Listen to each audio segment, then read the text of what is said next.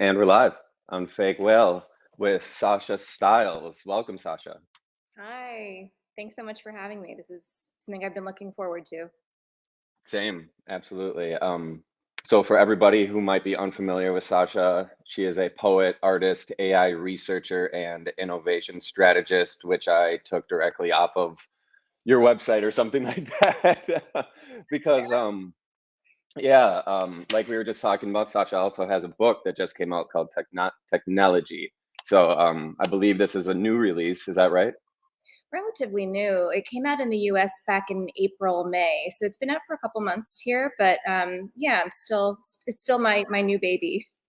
Oh yeah, that's very new still. Yeah, I'm sure you worked on it for so long that this will be new for a while actually. So but I took like I just was telling you actually like a quick a full read through almost of it last night, and I've been thinking about how do we start this conversation, where to begin.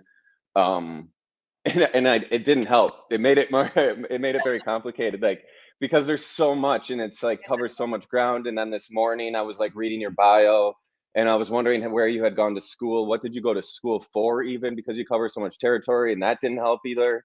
It just was like more, like you're a graduate of Harvard and Oxford. So I guess to start out, just like do you have a singular background at all? Like are you a poet first and is technology second, or are you technology first and poetry second, or is that even reductive?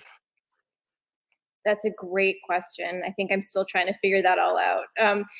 Okay, let me try and answer it. And I just wanted to say first, again, thank you so much for inviting me to have a conversation. I'm a really big admirer of your work too, and I actually think No, there's a thank lot you. of overlap between what we're doing in a lot of different ways. So I'm excited to get into it. Um, so I would say that I consider myself a writer first and foremost. I've been writing my entire life, and it's kind of my first creative outlet that I reached for.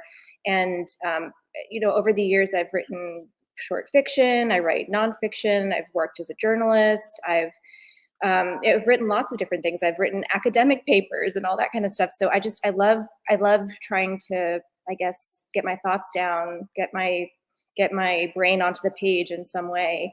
And poetry has been something that has just been sort of a lifelong touchstone for me. I started reading poetry when I was really young, thanks to my parents, who are both, book lovers. And my father had a great love of poets like Ted Hughes and Wordsworth and T.S. Eliot, and handed me all of his old, collections of poetry when I was very young. So I started reading, probably inappropriately, started reading Ted Hughes 9 or 10 years old, and just completely fell in love with the way that he and other poets put language together and just make magic with words. So I would say that's definitely my first my first love and my area of obsession. And so when I went to school, when I went to college and then did my master's, I studied language and literature.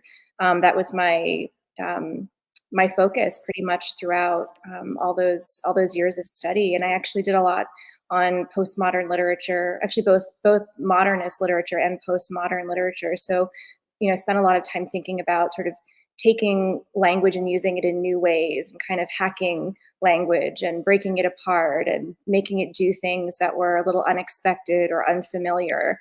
So, that's sort of been a through line. But I didn't really start thinking about language and technology together until maybe the last, maybe like 7 or 8 years, really in a serious way.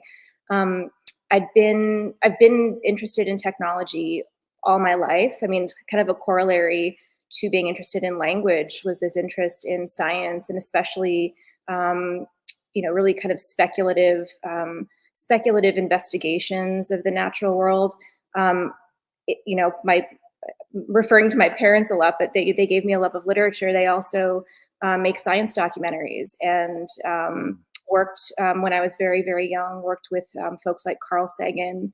And so I spent a lot of time at places like NASA and JPL, and reading and thinking and dreaming a lot about outer space, and how to get to other planets and things like that. So I think I've always just been really interested in head in the clouds, that kind of poetic stereotype. I've always had my head kind of like in outer space, and then that kind of translated into getting more interested in cyberspace, and and everything started converging again. Maybe about 7 or 8 years ago, when I started getting really involved in more research, specifically on AI and on human machine collaboration. And I can get more into it, I guess, later if if you have interest in time. But started working with an android, an AI powered android, in capacity as a poetry mentor, and that just kind of springboarded me into this like new realm of realizing that poetry and technology, that language and code and language and engineering are so closely related in lots of ways, and I'd never really realized that before. But basically, to answer your question, I'm coming from a humanities background, a language and literature background, and that's usually not the case in this realm of AI and various creative technologies. So I've been a little bit of an oddball, I think, for a while, but it's been really fun. Yeah, wow. I mean, there's so much there that's like Jesus Christ. Like your parents sound fascinating. Like that's a whole conversation. It sounds like right there that they were working with Carl Sagan and stuff like that. Okay, where do I start? And by the way, Um, Carl Sagan was also, when he was young, he wrote a lot of poetry as well, and he did thought, he? yeah, he did. He really thought there was a very close affinity between science and between poetry, and I've always thought that too. Interesting. There's something about that. The idea that it just takes a huge leap of imagination to invent a theory that kind of describes things that we haven't really been able to put a finger on before. So Yeah. about Yeah. that I've always thought was cool. Um, like, admittedly, poetry never was something that struck me as an art form. I respected it, obviously, but it never was something, I read a lot. I've always read a lot, all through different stages of reading, nonfiction, fiction, this and that. Um, Poetry never came to me until literally recently. But I've been very interested in poetry, and it's mostly the poetry that I'm interested in. Sorry, Bluetooth disconnecting. If you heard that. Anyways, been very interested in poetry, and it's the kind of poetry where it really does break down language and turns it into something completely different that strikes you in a way. Like, the reason I got into poetry was reading a poem that actually like almost took my breath away, like physically, where I physically felt something, like, and I hadn't really registered that from reading something before, to be honest. But Wow. um I want to, when you brought up Carl Sagan, one of the questions that I did have for you was like, how the fuck did you get a Ray Kurzweil quote on your book? Like, to me, Ray Kurzweil is fucking huge. Like, he's a legend, right? He's the one that kind of coined that idea of the singularity, correct? Yeah. So, Yeah. like, do you have a connection with him, or like, what's the deal with that? Because I thought that was just like, wow. Like, before ever opening the book, you see that, and to me, I was like, okay, this is going to be heavier than I expected. Um, Thanks for noticing that. Also, I'm very curious about what poem it was that took your breath away, but I can ask you about that later too. Sure. Um, yeah, no, a lot of my writing, a lot of my poetry, especially in this book, Technology, has to do with transhumanism and posthumanism. And I've been doing a lot of research on these areas for many, many, many years now. It's just something that's been fascinating to me. And the idea of kind of merging the human with the machine in different ways, this question of like what it means to be human as we approach this post-human era. And of course, like, folks like Ray Kurzweil are very prominent in that discussion, and have really sort of led the way in terms of thinking about what we might be in for. And so I've been reading Kurzweil for a very long time, and have a number of his books here on my bookshelf. And I actually happened to meet his daughter, who's a wonderful artist and illustrator, because she and I both did a project with the same humanoid robot. And Really?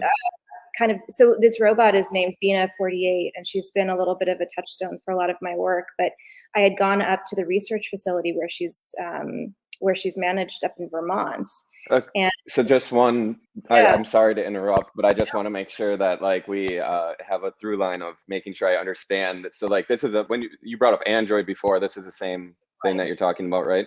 And yes, I was going to ask in the moment, Android, because I know you work with AI, but that could just be on your computer. When you say Android, though, this is a physical being, like a robot, right? So yeah, you're going and interacting with something physical, and yeah. this physical being of a robot android is housed somewhere. I mean, this sounds like the beginning of Ex Machina. I mean, it kind of is, which is why I find it. I mean, who Okay, knows? so I'm so sorry to interrupt, but just wanted to make sure we're on the same page. This is great. No, no, this is definitely back and forth. So please interrupt me as much as you want. I tend to ramble about this too, but yeah. So this android is actually a humanoid robot. So she's based on a real human being who's alive and who's part of this experiment, really, in digital immortality. And so this whole project really has to do with transferring something of your human personality into the persona of an avatar. And so Wow. this human, who's kind of at the core of all this, has recorded, hundreds of hours of interviews and all these memories and bits and pieces of her life story, and that's all been translated into this. They call it a mind file, which is powered by artificial intelligence, but has also been connected with a physical animatronic. It's just a bust, so there's no body, but from shoulders up, there's this creature that resembles the real human being, that every so often she changes her makeup and hair and all that. I mean, she like looks just like a human being, and she's powered by all these. She's powered by data from this human being. So she's been the subject of a number of artistic projects over the years, and also a number of journalistic features and stuff. So I'd heard about her most specifically through an artist named Stephanie Dinkins, who does a lot of work with artificial intelligence in different ways and technologies. And she had done a project called Conversations with Bina, where she had gone to this facility and had just kind of sat and had an interview with Bina, and it became this very cool video record, or this artifact of their interactions. And so I wanted to go up and meet this robot as well. It was very much in my wheelhouse. So went up and got to know her, got to know the folks that run the organization that manages her.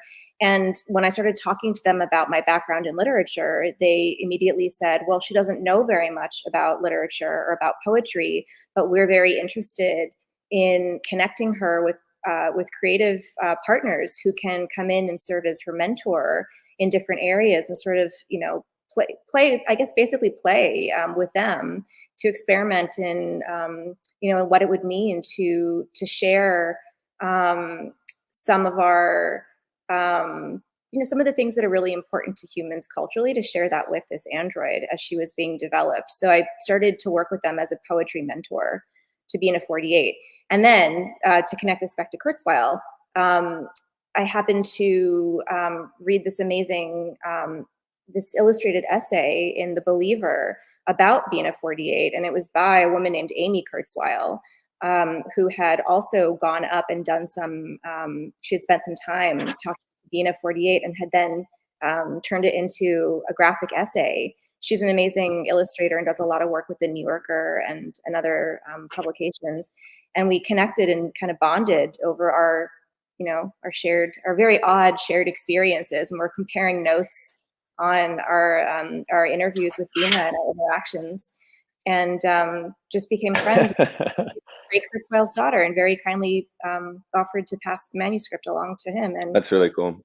much to my surprise, he actually agreed to read it and blurb it. It's really easy to read. I mean, to your credit, like it was one of those where it was like I picked it up from the Amazon locker. Don't at me, shame me for the Amazon, but like picked it up in the Amazon locker, walked to a restaurant, and was immediately reading it at lunch. So like to your credit, but that's a really cool story about Kurzweil's daughter. Um, and this like going to teach this android is fascinating to me. I don't even Like, what does that mean? Like, why does an Android need a mentor? Can't they just plug this thing in and have all the information it would ever need in something? Like, what's the purpose? I mean, I can kind of speculate, Yeah. but I would like to actually just hear, because I'm sure there's a reason why they would want a mentor rather than just like data files. And it's awesome that I read this before speaking with you, because like mind file, when you bring that up, I read that in one of your poems, or something in here, all these terms, it's great. So, anyways, what is the point of mentoring an Android versus just the matrix data download? Yeah, that's a great question. I should also add that Kurzweil has this long history with cybernetic poetry as well, which I don't think a lot of people necessarily know, but I just wanted to interject that too. He's done a bit of work over the years creating programs that are trained on various styles of poetry or formats of poetry or different writers, and then you know uses that information to create autonomous authors, basically. So there was also that kind of kinship, and we Hmm. connected over that too. And I think he also really sees the affinity between these two worlds. So that was sort of like an instant connection there, which was cool. But I think in terms of why mentor, so the word mentor itself is a little idiosyncratic. I think normally when we talk about AI, we talk about training artificial intelligences. So that's usually the word that's used, is training, which is Yeah, definitely you train more a GAN, or totally right, which is a little bit more like uh, mechanical. There's a little bit like less, personality, I guess, involved in that. Or whereas mentoring, deliberately, I'm using that word to, I guess, put more emphasis on the interpersonal relationship, or maybe not interpersonal, but on the relationship between mentor and mentee. There's a bit more of like a qualitative aspect to it. So I again, there are lots of technologists and lots of creative coders who've done projects with poetry over the years that have involved training AI or training neural networks or training or creating algorithms that can generate poetry. Mhm. But it's a very sort of mechanical thing where it really is based on. It's more formulaic. It's more like saying something like, "I'm going to create a code that knows what a haiku is." And then, based on this syllabic structure of 575, it's going to go and just constantly pull in, words that have a syllabic length that like fits the parameters of this poem. But it's pretty, again, like pretty mechanistic in that way. And I think what I was much more interested in is something that I hadn't really seen anyone do, which was to get more into this question of, okay, a machine can obviously write poetry because we see that happening all the time. People are programming um, algorithms. They've been writing generative poetry since like the 50s or 60s in various ways, shapes, and forms. So like we know a machine can write poetry, but can it understand something about the poetry it's writing? Can it write good poetry? Mm, mhm. Anything about what poetry means to humans that's of any value to a robot, or are we just sort of like playing this little word game?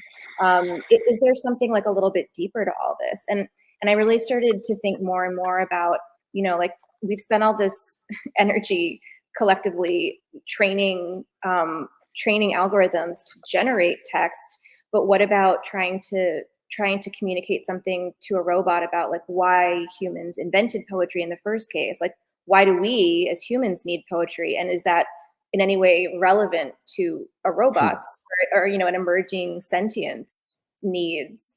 So it was a little bit more conceptual, but also really getting more into the question of um, not really getting more into the question of the qualitative nature of the data that we're using to train machines, as well as just whether or not they can spit out some output that looks familiar to us. It was more getting into the Yeah, weeds. What does it all mean? Like, why are we doing this? So it kind of that makes a involved. lot of sense. Does it really? I mean, the way I was approaching it was like, when I should say I've never done an MFA. Like I didn't study literature in a formal way at all. But I've taken lots of poetry workshops and things like that over the years, and I've read a lot of how to write poetry books and stuff like that. And there's a few that you always go back to, and it's like there's a few textbooks that go through and kind of describe like what is a poem, what is poetry, what is a poetic device, like what is metaphor.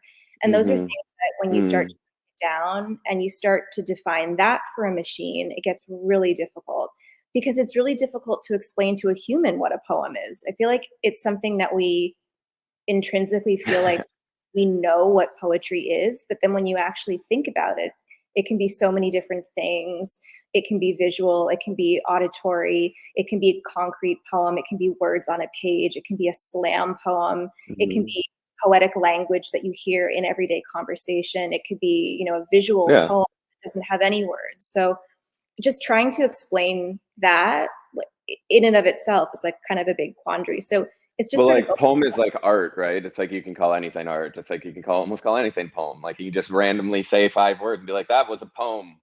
Like um it it's interesting. I mean, this touches on such like a thing like this. I have an issue with artificial intelligence. Like I have this like I just don't believe it. Like I just like I don't that's not to discredit like its value, what it is, its existence, etc. But it's just like it's not it's not intelligence. It's just us. It's still just everything's just us. Like we can't make something greater than us until we know what we are, and we never can know what we are.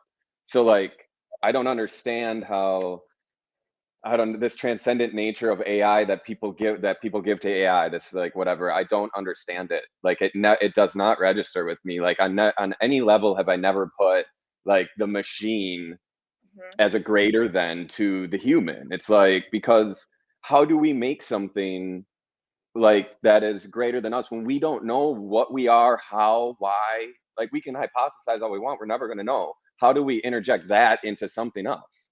Like how do we make a conscious machine when we don't know what consciousness is? Yeah, Like I yeah. don't, like this is kind of getting crazy and I'm sorry to like divert the conversation almost, but like this No, whole mentoring that it makes more sense to me than just like plugging in a machine because maybe the machine then is learning not just what you're teaching it, but how you're teaching it, but that still is just like a mimicry. It all feels like mimicry to me. Nothing feels organic.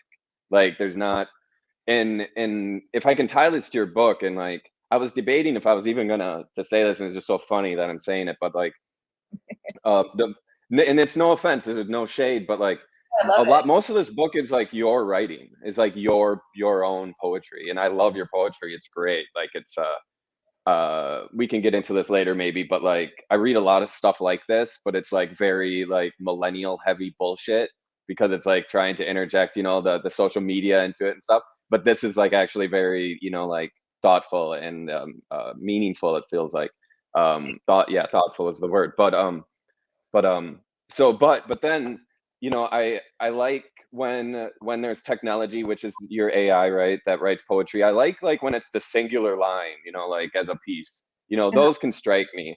But when I start reading on into paragraphs of the writing of technology, Yeah.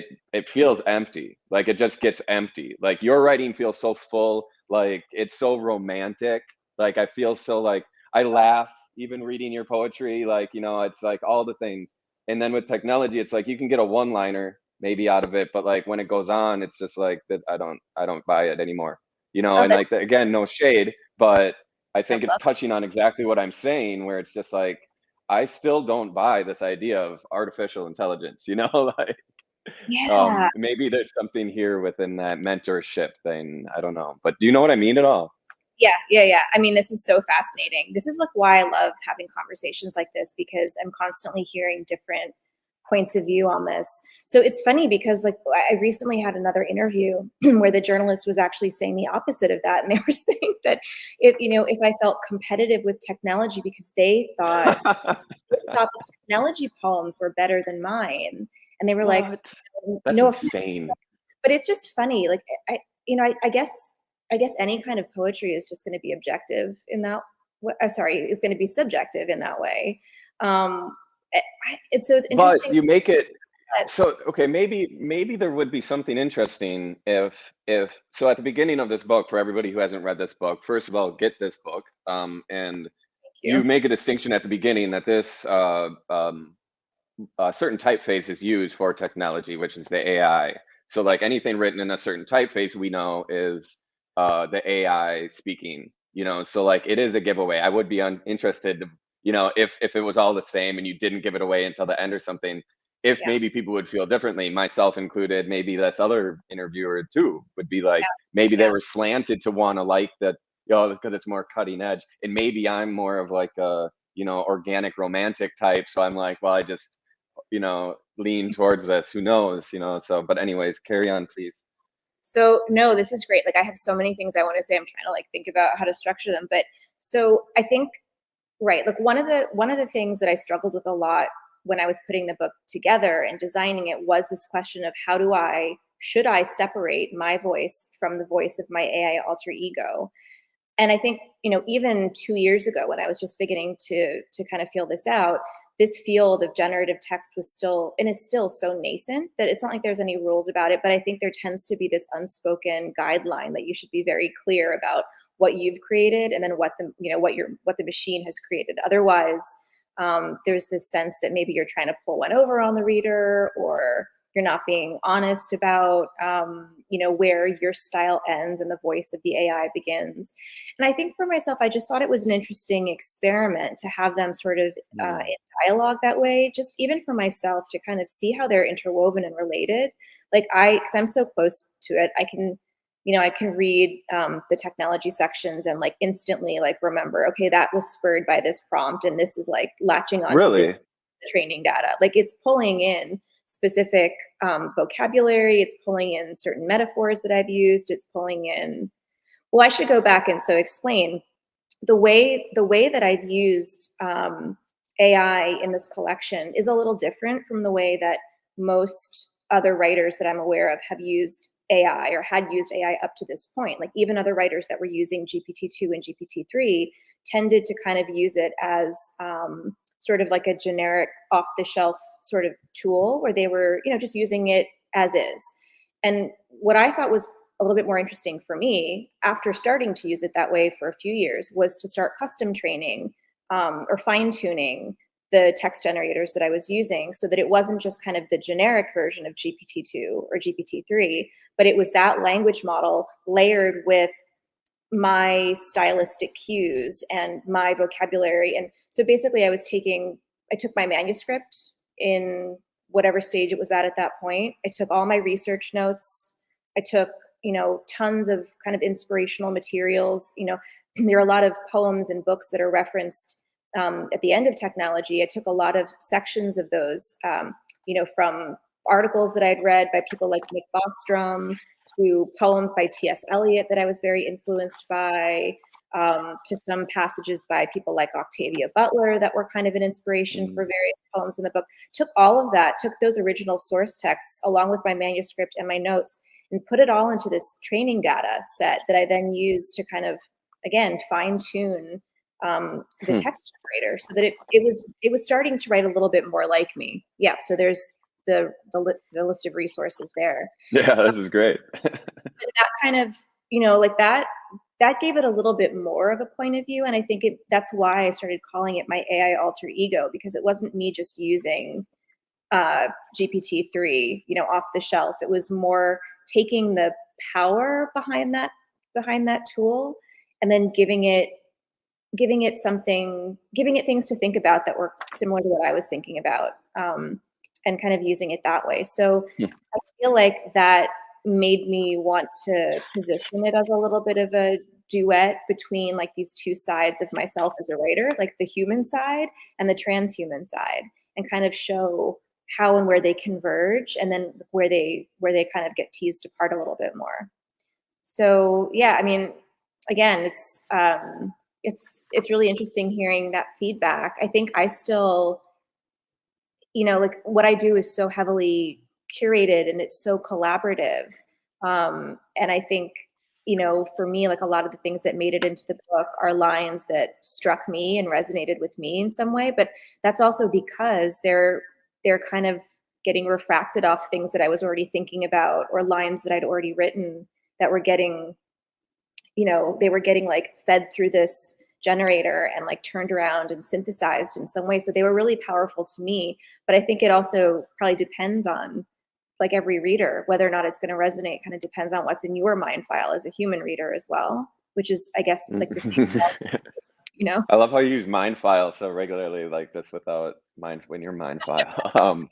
Uh, And I was gonna say too, um, like the other thing that you said that's really interesting, is this idea of like not believing in AI or not, not mm, this question of like how can we create something that has consciousness if we don't even know what our own consciousness is? Like I think that's so true and such an important thing to kind of keep reiterating, especially now that AI is getting so kind of trendy. And I think, again, like I've had to clarify in more than a few interviews too, that even though like I'm writing a lot about technology and I'm using technology in lots of ways, like I'm not, necessarily jumping in as an advocate for all these things. And I'm trying to not like position myself as a techno optimist.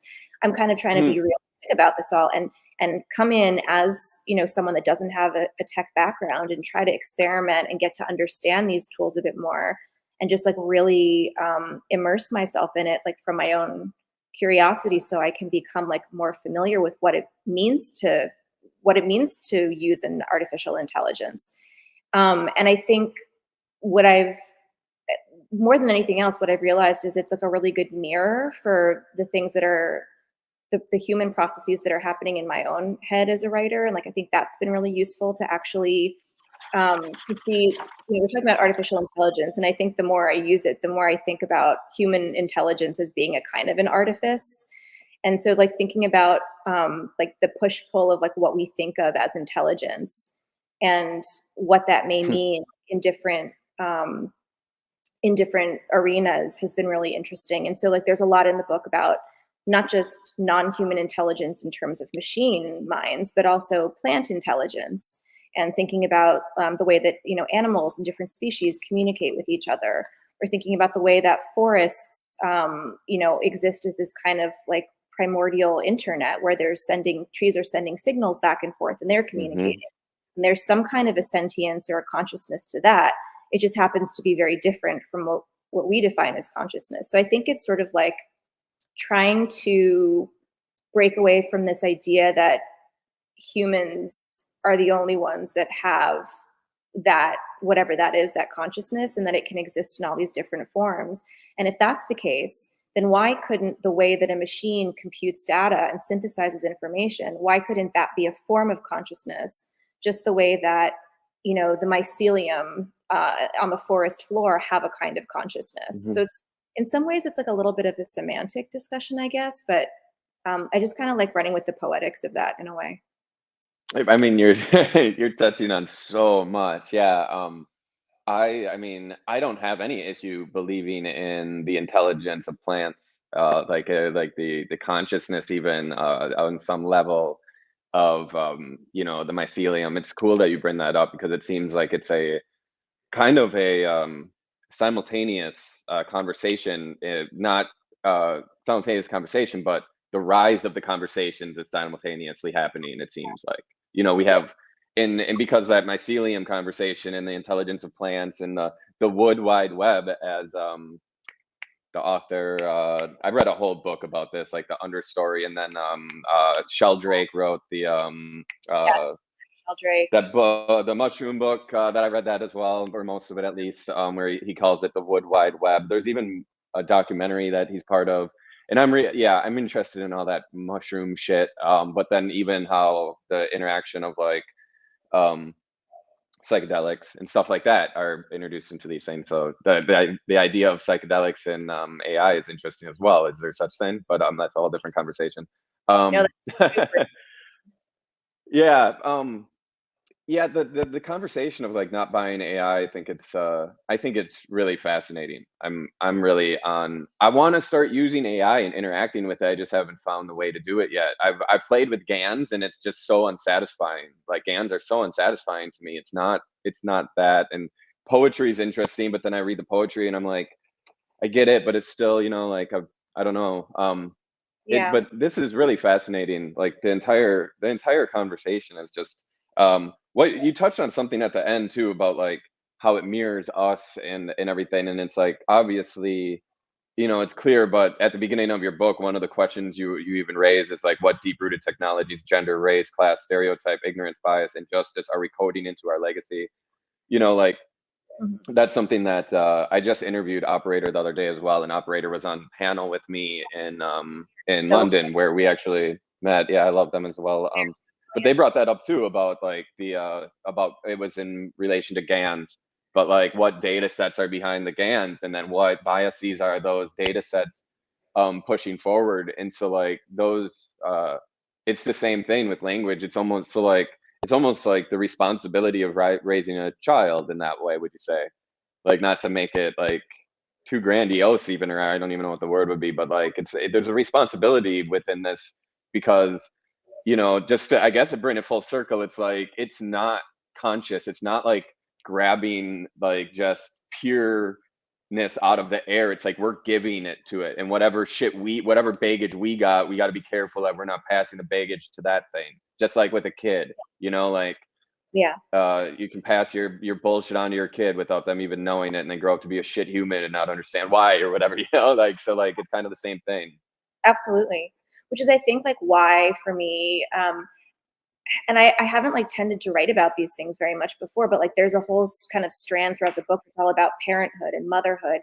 And it's specifically because of this link between thinking of like, humans and their technology. Technology is a kind of kin. Technology is a kind of like descendant of ours in just the way that you mentioned. And I think Hmm. that's one of the reasons why it's so strange to me that we see the human and the technological as so diametrically opposed when they're completely intertwined.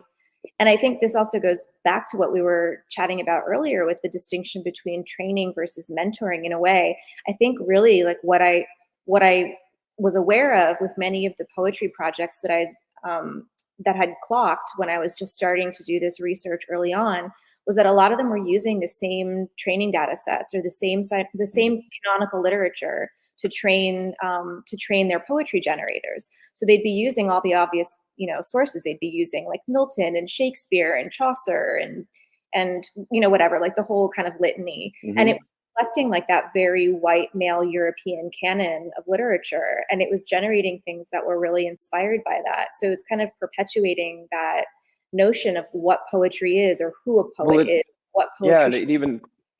it even seems stupid. It seems dumb.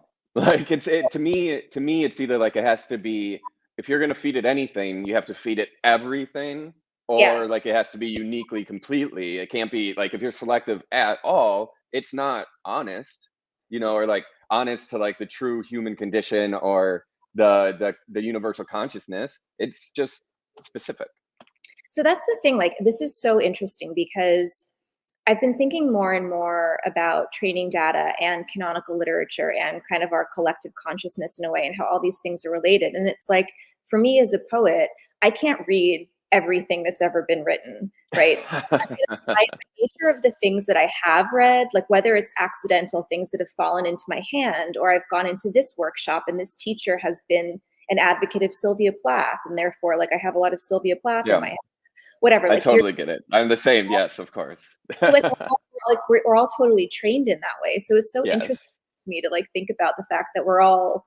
I guess that's what I mean about this mirroring is that we Yeah, look you're right. I mean, it's so at funny. like we're all programmed too. And Yeah. so the reason that I like personally, I'm not sure that I'd use the word believe or disbelieve, but the reason that I really like using AI for poetry, well, one of the reasons why I really like it is because I do feel like I have been programmed as a writer in certain ways to think like this is what a good poem should sound like, or this is the kind of Mm. poem that's going to get published in the New Yorker or whatever. I think we all kind of have that where we're kind of like judging it based on what we've seen do well or what we've read as things that have won prizes or things that have been anthologized or whatever. And what's interesting to me about using AI, especially AI when you've kind of like been careful about training it or you've been yeah, like more meticulous about what's gone into it, is that you can create sort of a zone in which it's writing without those parameters, or it's choosing to write things that are like disregarding some of those social codes or those social cues. And so it's doing things that I would never do as a human poet, that I might actually think are really bad, or that I might, throw out in a rough draft. And it's making me sort of think, well, why is it doing this? Is there something of value in there that I'm just having this gut reaction to because I'm programmed myself to think this is not worthy of the poem? Or so it's just it's think about a lot of those things, and whether or not like the final output is as good or as worse or whatever, it's at least like raised a lot of those questions for me, which I think has been super super valuable. And I think the other thing is, I mean, I've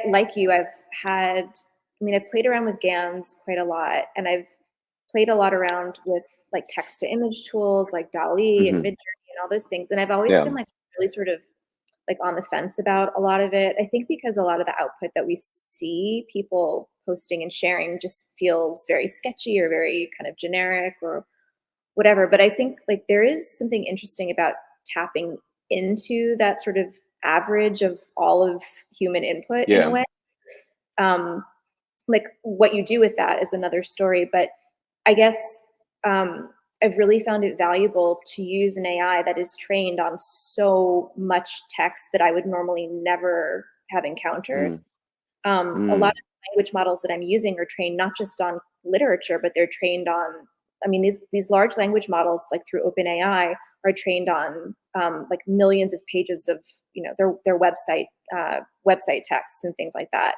So it's basically just bringing together like all these different human consciousnesses and putting them in one system, and then processing and analyzing all these things together. So I started thinking about it a little bit like when astronauts go into space and they turn around and they look at the Earth from up above, and that they see this tiny blue dot, and it's that overview effect where they suddenly see the entire planet in totality in a way that supposedly changes your perspective. And I kind of feel like using these large language models with AI is kind of like the overview effect for human speech or human consciousness in that way, where you're kind of getting this like totalization of here it all is, and then this program or this algorithm is now sifting through it all and refracting something that reflects in some way like all of humanity, which is, I mean, very like mind-boggling to me. And I guess I love thinking about that from a poetic like angle. Yeah, no, it is. It's yeah. And what you're saying makes a lot of sense in a lot of ways. Kind of to distill it all in my own mind, I thought of it as like having a studio assistant in some kind of way. That's how I would like to use an AI. Like if I would like, I don't want like just like the Mid-Journey thing, because I play with that too, and I find that fascinating, but mostly from the language standpoint, because what I do when playing with it is like see what words prompt what and why, and try to figure that out. And like I feel like I'm trying to get in the head of that machine, and Yeah. that's what's fun to me about it. Yeah. Using it as some sort of studio assistant, like I would love that, like I would love to have. I just like that idea. Yeah. So, um, this is I probably could talk about that forever, and like the idea of machine learning and all that kind of stuff. But I think that you wrapped it up beautifully, and you really put the human touch on it, enough so that like honestly, I don't want to say any more about it right now, because I want to think about everything you said, like because I feel like this was really helpful for me, even like these conversations. I've been also speaking with a lot of generative artists that have been, illuminating me to like these things, because I come from like I use a lot of digital tools, but I'm very hands-on. I'm very like, my family is mechanics and craftspeople and stuff like that, and carpenters and stuff like that. So like when it comes to like using AI and stuff to make art, I'm like, but I'm coming around. Yeah. I've always been interested, but I'm coming around, and like hearing the way that you talk about it, because you as a person, even to me, come across as more of like a tactile person, like like you're very romantic. Reading your poetry like is in at least my mind, it comes across as romantic. I think to be a real poet, you have to be really romantic, honestly. Like it seems, at least. Um, but and I don't mean that even just like in a romance you know, way. I mean just like the way that you view the world in like a more romantic lens, right? And everything like that. So No, I appreciate um yeah, well, I wanted to bring it to like your more physical work because you do physical work too. Like we're only talking about like androids and shit so far, but like I find your you know, I'm sure you get compared or your what do you call it, cursive binary, right? I'm sure people have said Cy Twombly to you a million times, but that. I find them beautiful. I like Cy Twombly and I like these, especially after reading what it is. You know, like so what you're doing is you're taking a text prompt, turning it into binary, and then writing that binary code in cursive. Yeah, basically, yeah. Yeah, and it turns out to beautiful results, and you're doing it in multiple mediums. It looks like. Yeah, yeah, both analog, and I've been experimenting with taking it into the digital, and then also taking it to the digital and then bringing it back to the analog. So, yeah, I'm really Perfect. interested. Like you said, like And I'm very interested in that tactility and the threshold between the what is your virtual. background with tactility? And like, what is your background with like physicality and like, do you have a painting background at all? Are you interested in painting, drawing, or is this kind of your entry into the more physical art world? Yeah, no, I appreciate like all those comments. I mean, I've been drawing and painting and doing a lot of like graphic design work for a long time. Again, like more as a hobby than anything else. But I've always been like very visual, and I think also because I mean, when I was when I was really young, like I didn't have an iPhone and a computer and stuff like that. Like I grew up on the other side of all this. Like I didn't have, Mm-hmm. I wasn't subsumed by social media until like well after I graduated from college, and I didn't have a smartphone until I was in my, like mid-20s or something. So I mean, I think that I kind of straddle that divide because of life experience too. I mean, I really grew up in an analog way. I guess all relatively speaking, right? Because obviously things like telephones and TVs and typewriters, that stuff like Mm-hmm. are technologies too. But I mean, in terms of these digital technologies that we have now, yeah, I grew up without a lot of that. So I think like I probably romanticize a lot of these analog technologies myself, and really like using them for that reason. Just kind of transports me back. I think like conceptually, I'm really interested in all of this because a lot of my work has to do with this idea that poetry isn't just an art, well, not just an art form, but like that it's not just an art. It's not some enigmatic like thing that kind of comes down from the clouds like carried by a muse. Like that poetry is a kind of technology, and that language is an invention, just like many other Mm-hmm. inventions that have like made us the humans that we are over time. And so I like to sort of put a lot of the thinking that I'm doing about speculative and emerging technologies on the spectrum of all these different inventions that have changed the course of human thinking and have really shaped our consciousness over time. So even like the book you're holding, I've had a lot of people say like, why, you're doing all this stuff with AI, why are you doing a physical book? And like I did it very deliberately because I want to engage with the idea of a text in this way as a kind of technology, a book as a very, very durable data storage system, just the way poems are a durable data storage system, and to kind of show that it's not, like we're not like throwing out all this stuff that's already happened and just moving forward. It's like this is all a continuum and all an evolution. So I feel like that has something to do with the tactility, but on a very like personal and selfish level, I just don't want to be in front of my computer all the time either. Like I just can't um there's a certain amount of stuff that I love to do with digital tools, and that I feel like I can only do writing with a computer or using a suite of editing tools like that are in a digital device. But there's also, I feel, a very physical like limit that I hit up against, and like that's how there's a few pages in the book that are photographic documentation of a series called Analog Binary Code, where I've taken like words Mm-hmm. or messages or phrases and translated exactly. So that's a message in binary code that I translated into black walnuts and black walnut leaves. And it was just because I was so sick of sitting in front of my computer. I went outside for a walk and was just like, let me code, but let me code like Mm. not in not in the digital realm.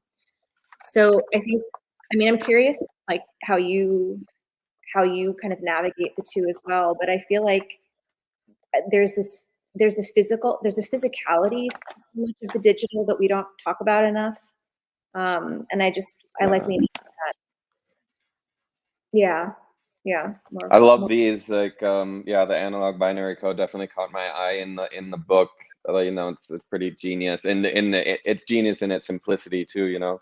Um and thank then also I was really captivated by your analog binary code with um the pills. yeah. I thought were great. Um but something that really struck me was that it's all natural pills. Did you do that on purpose? I think I did. I mean, I didn't want to venture too far into the realm of like pharmaceuticals. Is that what you mean? Where it's more Yeah, like, that's like, exactly what I mean. Because I saw this and I was like, I want to put my pills and do this with my pill with my no, for sure. I think honestly, a lot of it was just like that's what I had close to hand. Because honestly, those are things that I take, and part of that whole series is like I make those things and then I consume them all, and like they, Yeah. You consume the binary code. I love that. You're yeah, eating binary.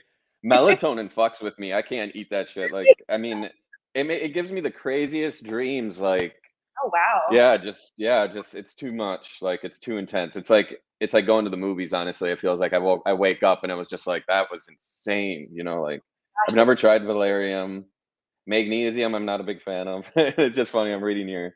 seems like my Um, favorite. It's better than melatonin for me to relax and get good sleep. I I love wanna do it with, like, Lexapro.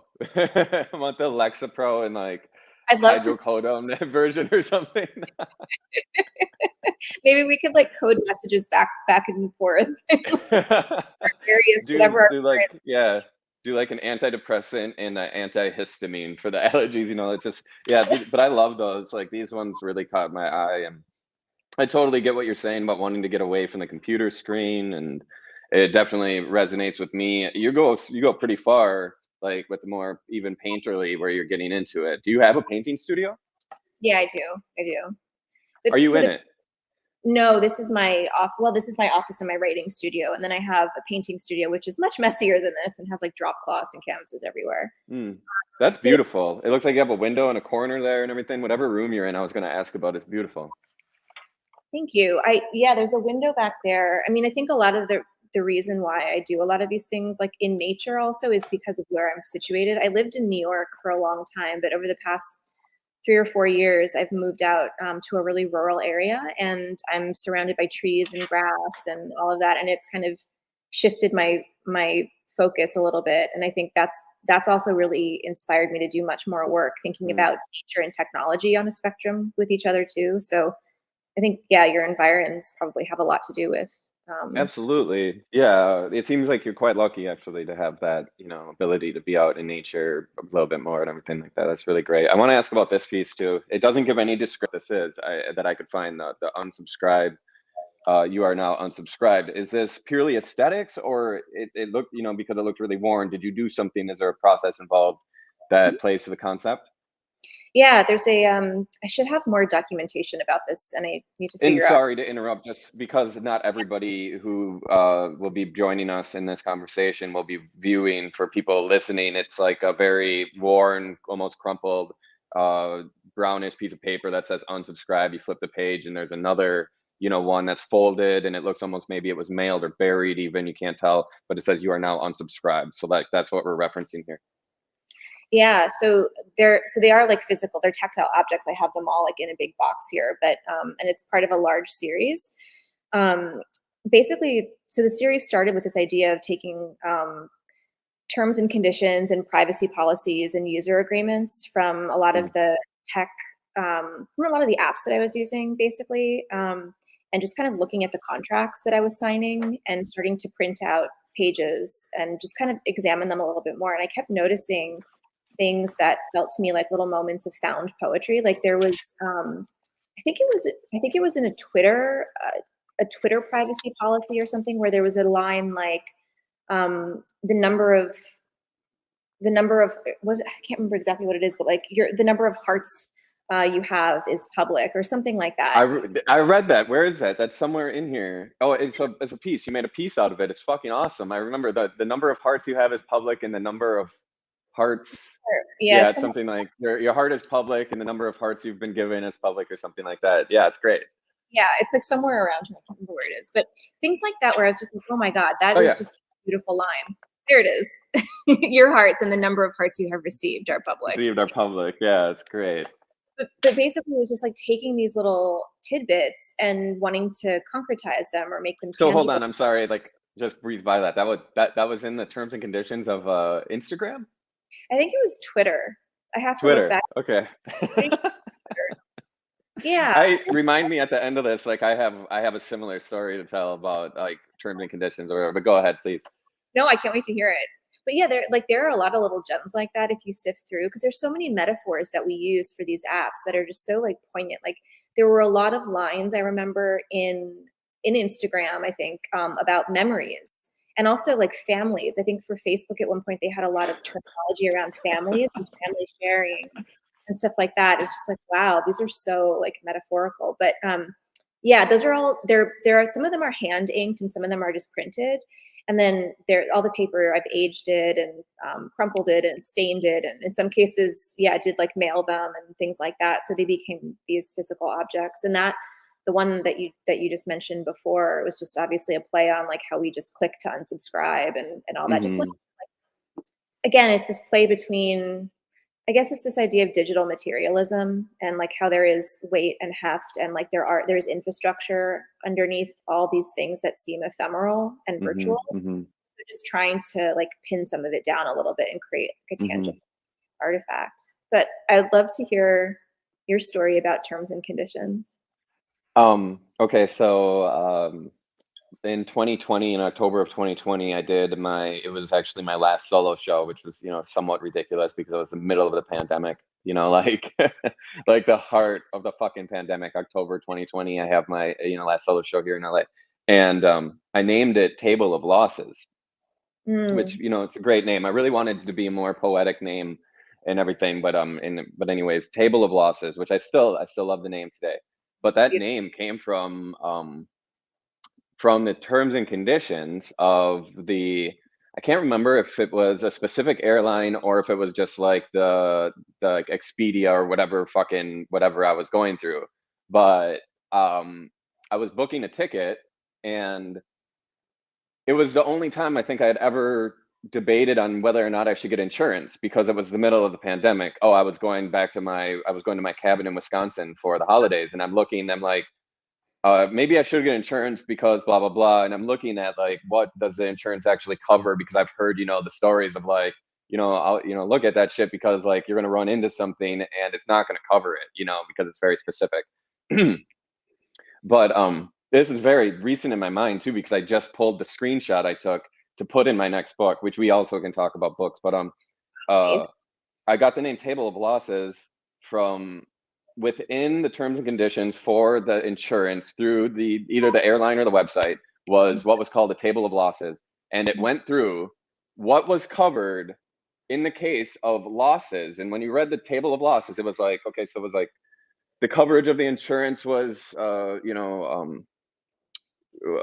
dependent on blah blah blah blah blah blah blah blah blah, and then like the losses labeled below. And the table of losses was absolutely one of the most crazy things I've ever fucking seen, because it was like loss of hand, loss of arm, loss of eye, loss of both hands, loss of both arms, loss of leg, loss of foot, loss of ear, and it was like loss of all these fucking body parts, and then how much coverage you would get.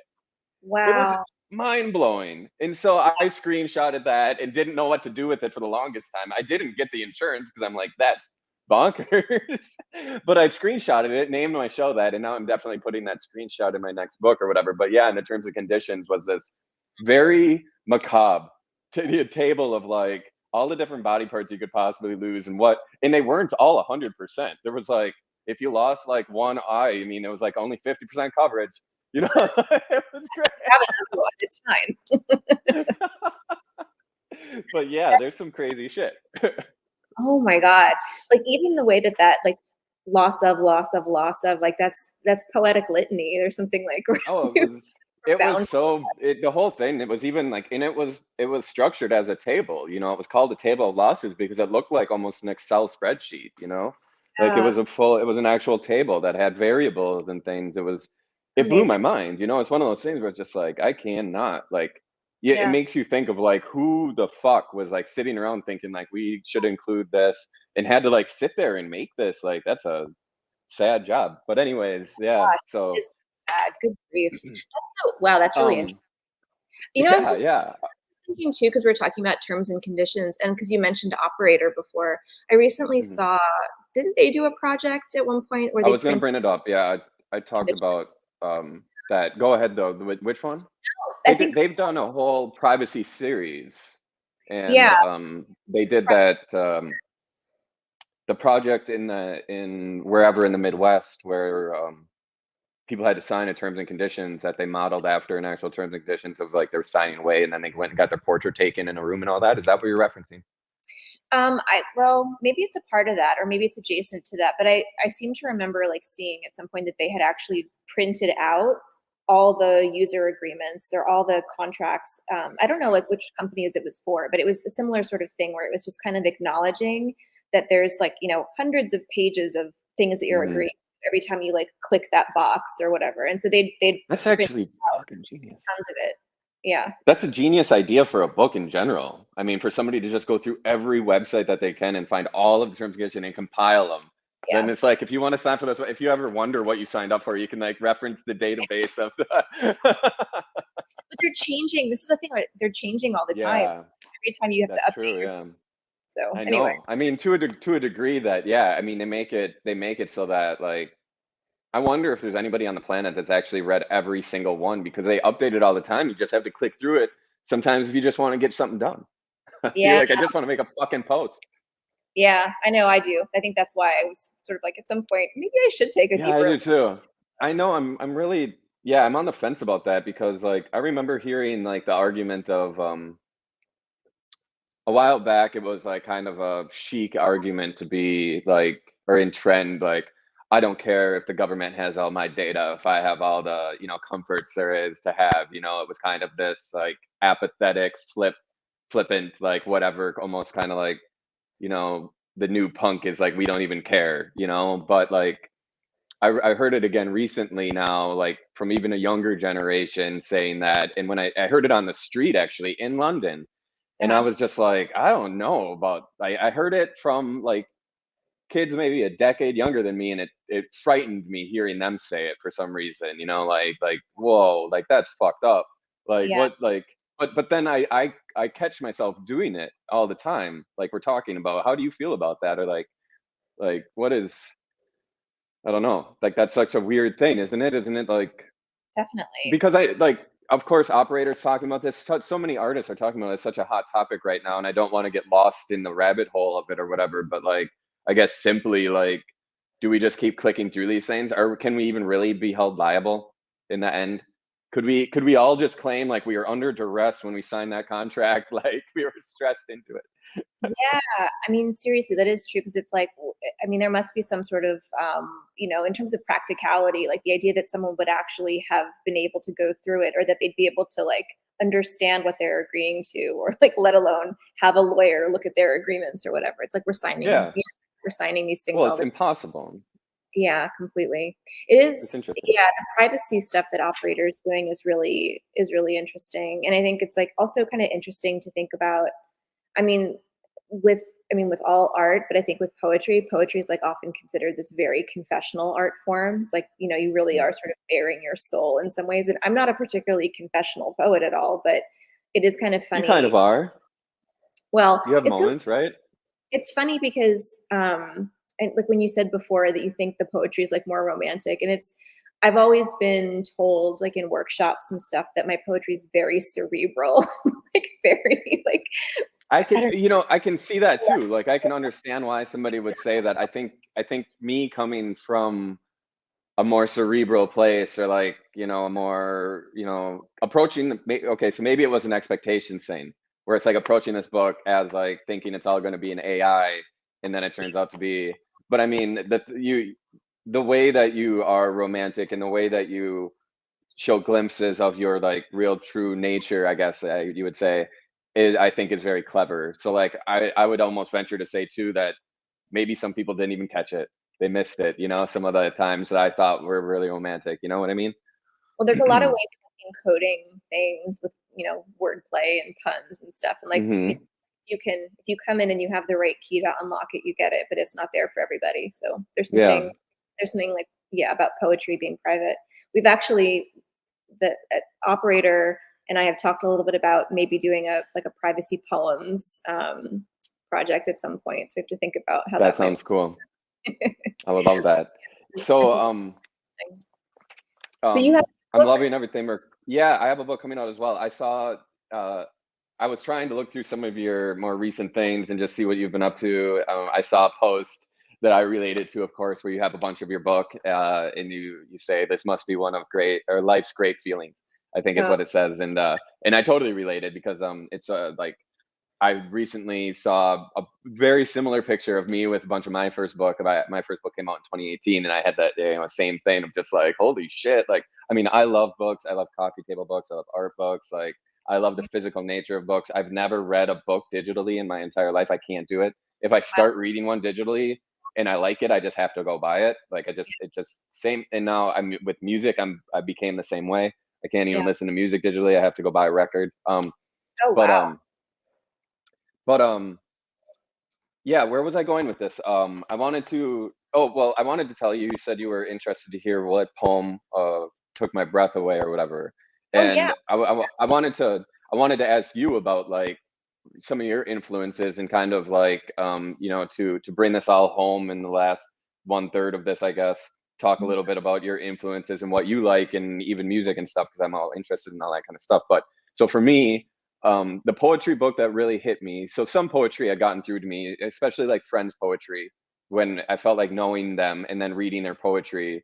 It was the opposite of music, where it's like if I like their music and then I meet you, I almost can't listen to your music anymore. I'm sorry, like it's a shame. But with poetry, it was different, where it was like because I know maybe some intimate secrets and like I get a little bit more out of like poetry means more.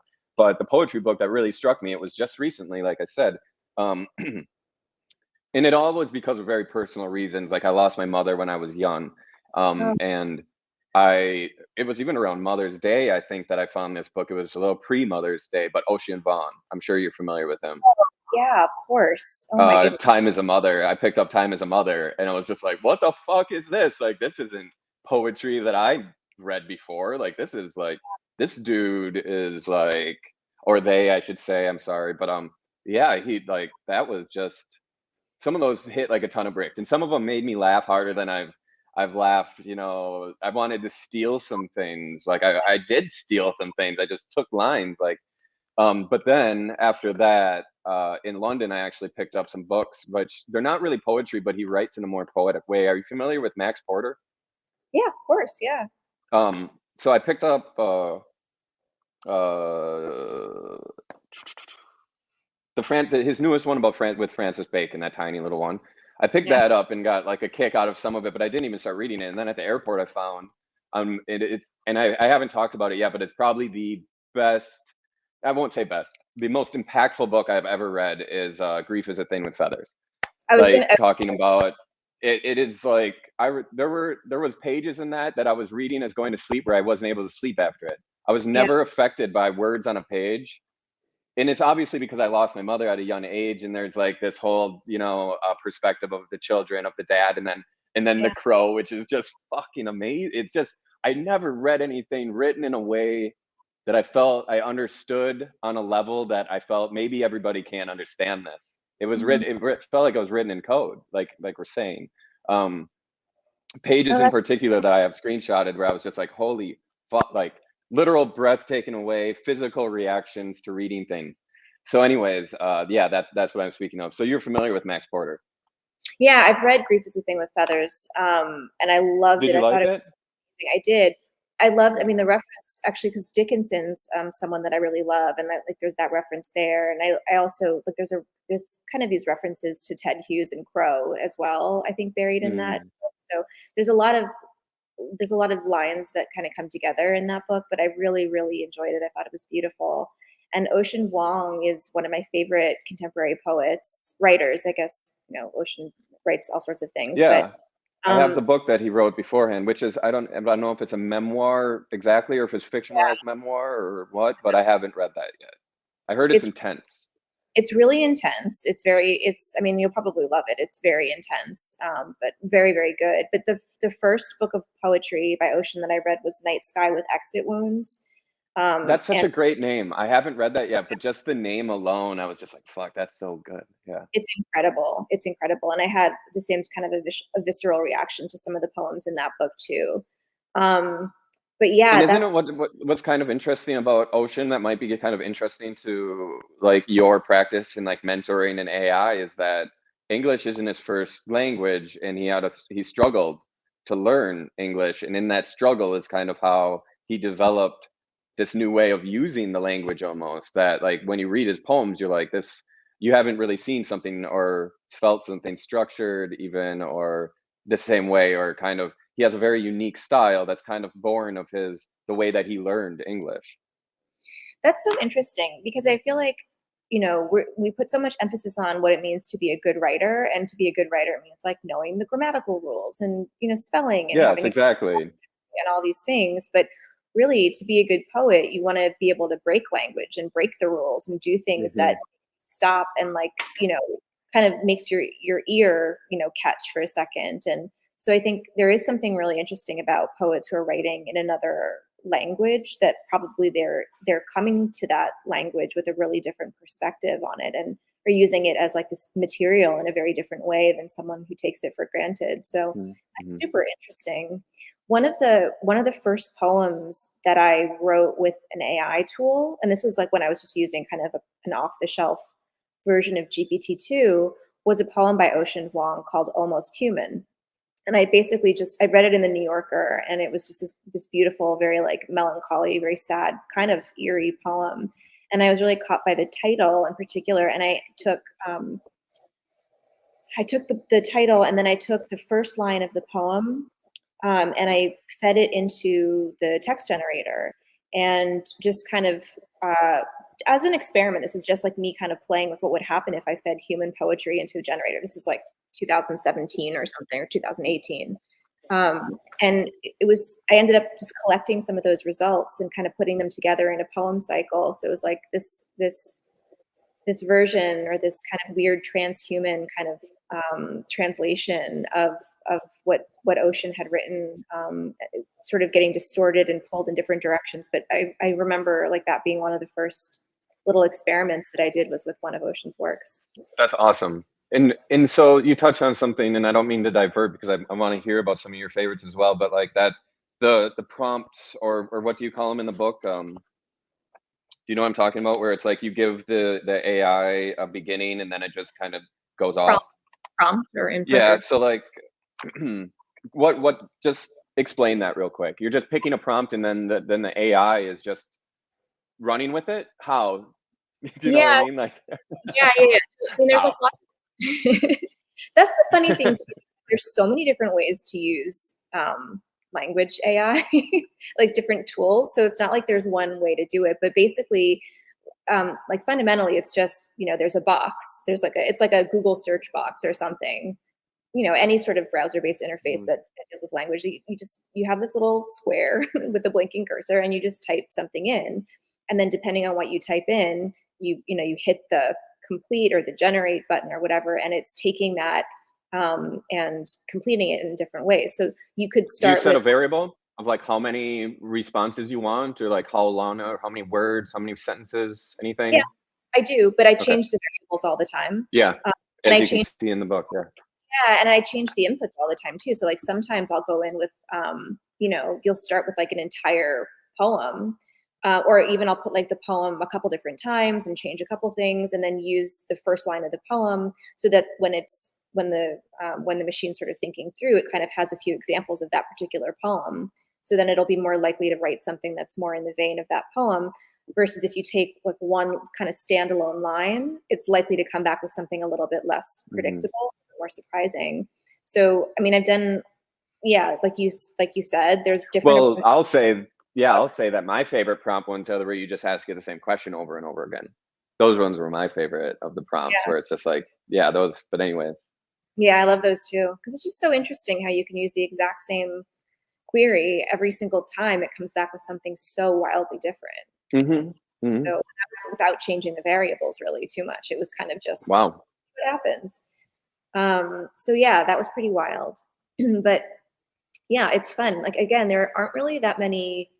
It's not like there are best practices for working with these tools because they're so new and they're hmm constantly updated and upgraded and changed and like there's different ways to customize and stuff. So it's I kind of the more I'm using these tools, the more I start thinking about them as being like a very fancy pencil or something. Like hmm it you can have like 100 different writers sit down and use GPT-3 and use the exact same, maybe they'll use the same interface or whatever, and like, you can just do 100 different things with it. So and they might use 100 different approaches. It's really just I really so like how you tied it to like the fact that language is a technology. Like people forget that.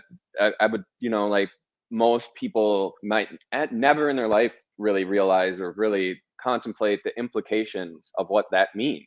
Like when I first started reading Alan Watts, however long ago, one of the first things that I really caught on to with Alan Watts was him talking about the problematic nature of language and how language, like the problematic nature of language, is kind of a root element in every issue of life, of every issue in humanity, in society. Is kind of, you can break it down to an element of the problematic nature of language, because if language was perfect, I think he argues at one point, if language was actually perfect, we wouldn't have war, you know, because people would be able to, almost, transmit what's in your brain, your feelings to another person. You would understand. There would be perfect understanding. That's what language would be, right? But language isn't understanding. Language isn't even necessarily always communication. You know what I mean? Like yeah, communicating is hard. Talking's easy. I think I tweeted that even. Talking's very easy. Communicating is very hard.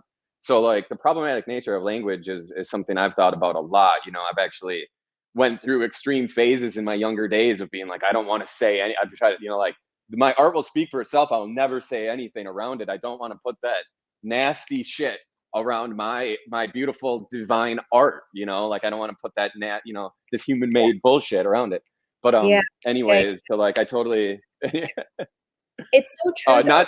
not to dismiss your entire practice of language or anything, but I just, to For me, to writers, say, it's just like I think about, or I've thought about that a lot, and I it's love that you relate that, where it's just like, this is just the most recent iteration. We don't have to be like, this is the aliens descending upon us, like it's just a natural evolution of things. completely. I mean, I agree. Like it's so fascinating how much we take it for granted, but how much language shapes the way we perceive our world, shapes the way we Every move through, day, people in shape, relationships that are having an argument, that are fighting, they're dealing with this problem every single day, every single moment. It's fascinating.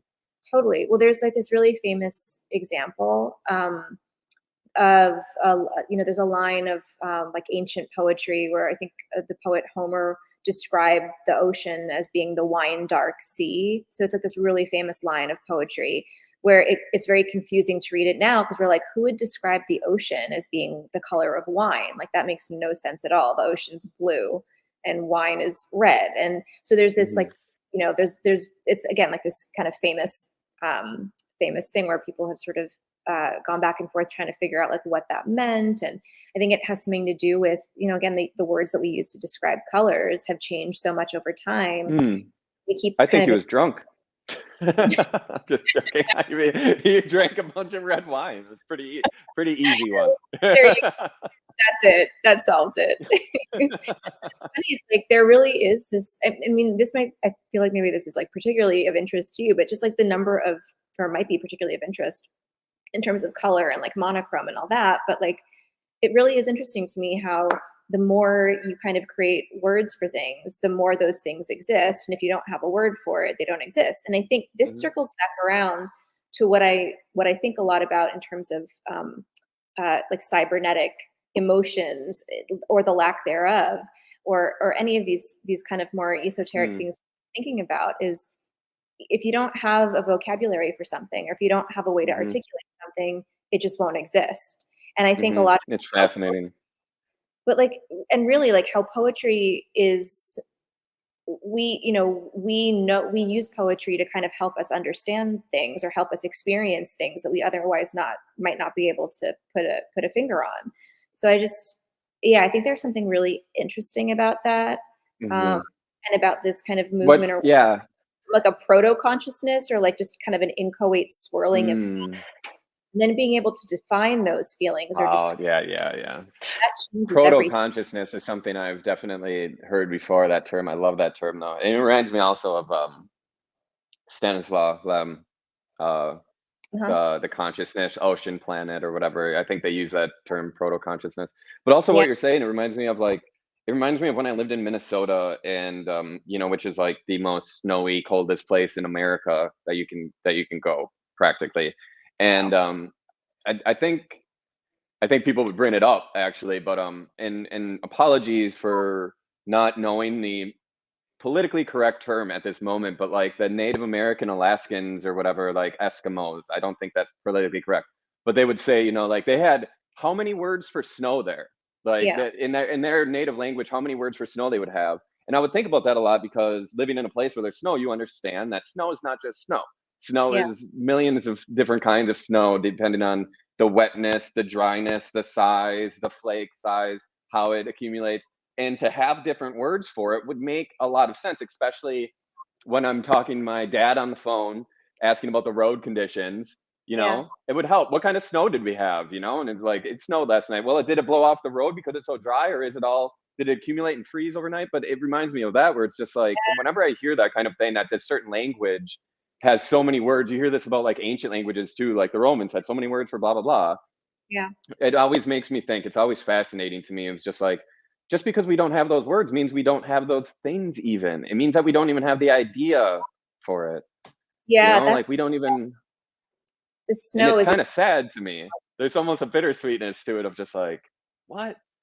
And yeah, it's all like perception and just like what is reality, like really breaks it down to that. Like if you don't have a word for something and you're not talking about something, is it real?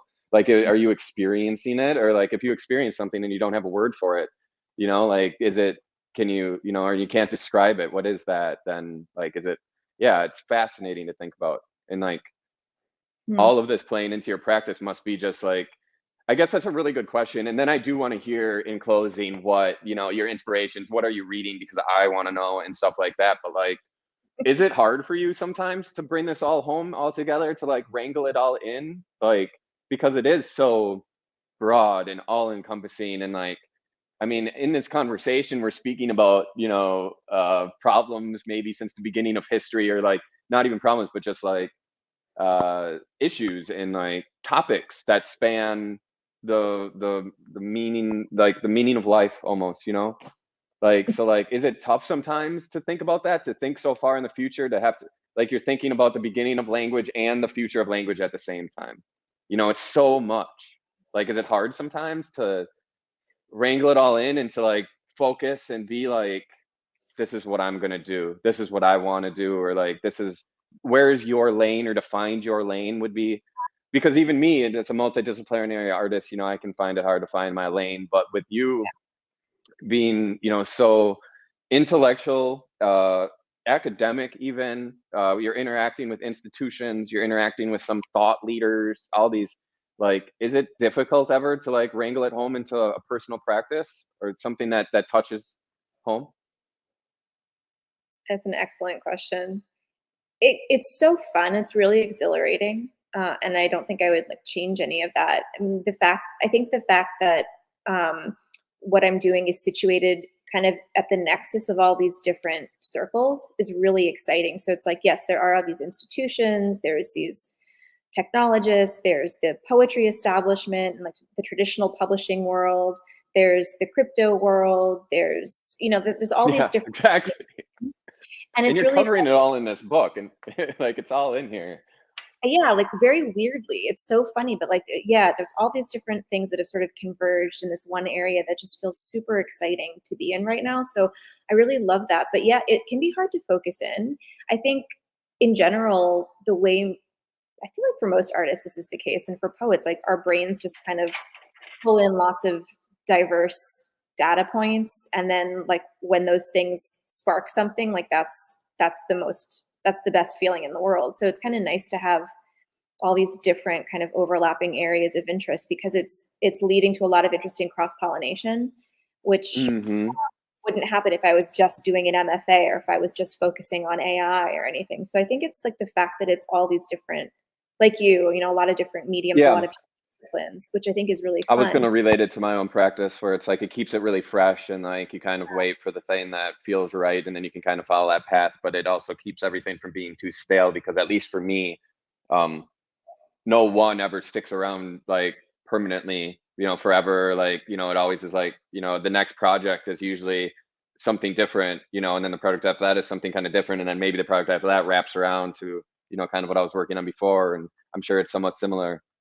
I Yeah, mean, it must be because I'm looking at your book and it's structured in some way where it is all cross relational and tied together. Like it's not a disparate experience going through this book, like in a matter of 2 hours last night, I had, done I felt, like I had taken it in and it wasn't difficult to like draw the line between it all. It was very easy. I think that is the magic of the book as a piece of technology too, is that it would be really hard to do that any other way. Like even going to someone's website or Yeah, going to look at their link tree or whatever. 100%. So I think that's really like, again, you know, let's keep books alive and keep buying books. Yes. So But I had the same exact thought and same exact response when I released my first book was that like I feel like the book, as much as I've always my work was meant to live on the internet. Um, I think the larger picture was that it was all pieces of something bigger, and what would that bigger thing be? Just a website? No, it's like I think my work is intended almost to be taken in this fashion. You make the connections between the things easier than you would on a screen, even. So yeah, yeah, yeah, I love books. that's so Is fascinating. I this feel your first? it's my first book, yeah. And I think one of the things that I'm really like excited about, and maybe the reason why it still feels kind of new, is that I'm doing a lot of projects now like on the blockchain and elsewhere that are related to the book or that are kind of growing out of the book or that are using the book as a source text.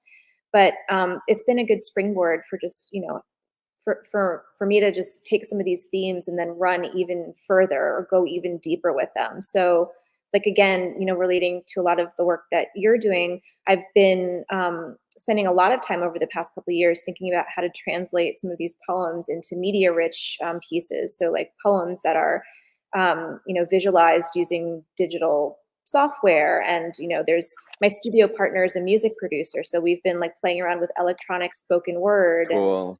enhancements there that bring in poetry, that bring in music while nodding back to the roots of poetry and like the oral tradition in different ways. And so I think it's been really fun to have that as like, you know, the place to come back to. Like the printed page is always there, kind of You do informal. a really cool thing with this one where you like glitch the physics. Like, Yeah. I thought that was a really cool way to play with that back and forth. But Well, that's actually that's an I NFT. Like that I while we were putting the book together, I turned that page like into oh, that's awesome. glitch and then used that as still from the NFT to put back in the book. And it's from this whole series Where did you mint it? on Object. No, on Hicket Oh, Nunk, I cool. think, but now it's on. Awesome. I want to go look at that now because so I had seen that this was in here when I paged through it the first time.